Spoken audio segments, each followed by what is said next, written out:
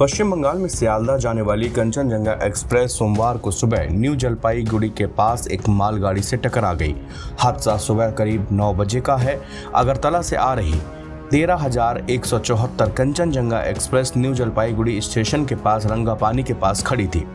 इसी बीच एक मालगाड़ी ने ट्रेन में पीछे से जोरदार टक्कर मारी। हादसे के बाद 2 बोगियां डिरेल हुईं और वो पूरी तरह से क्षतिग्रस्त हो गईं।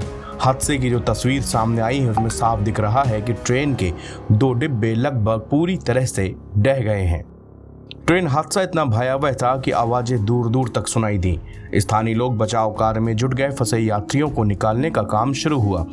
गैस कटर मंगाकर बोगियों को काटकर फंसे यात्रियों को बाहर निकाला गया। हादसे के बाद लोगों ने बताया कि किस तरह से ट्रेन हादसे ने उनका दिल दहला दिया है।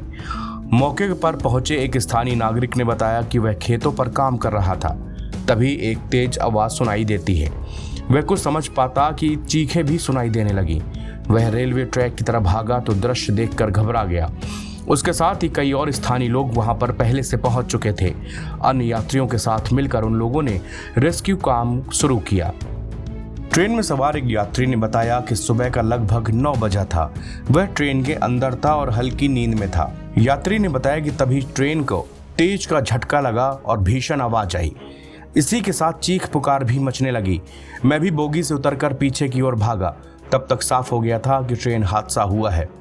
मैंने देखा कि कुछ महिलाओं के कपड़े में खून लगा था और वह चीख रही थी। एक महिला के हाथ में छोटा बच्चा था।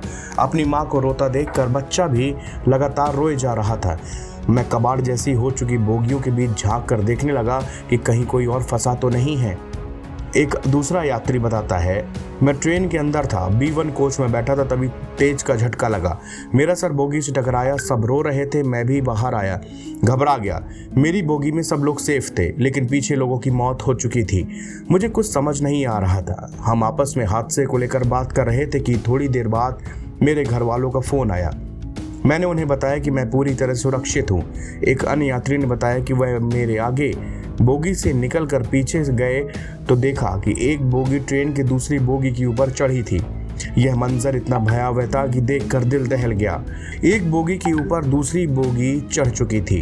लोगों को तुरंत पीछे हटने के लिए कहा गया ताकि अगर बोगी किसी कारणवश गिरती है तो कोई और कैजुअलिटी ना हो जाए। लोग मलबे में अपना सामान और अपनों को खोज रहे थे। चीखें और रोने की आवाजें कानों को चीर रही थीं। मेरा दिमाग यह सब सुनकर सुन्न सा पड़ गया था। NBT ऑनलाइन की रिपोर्ट।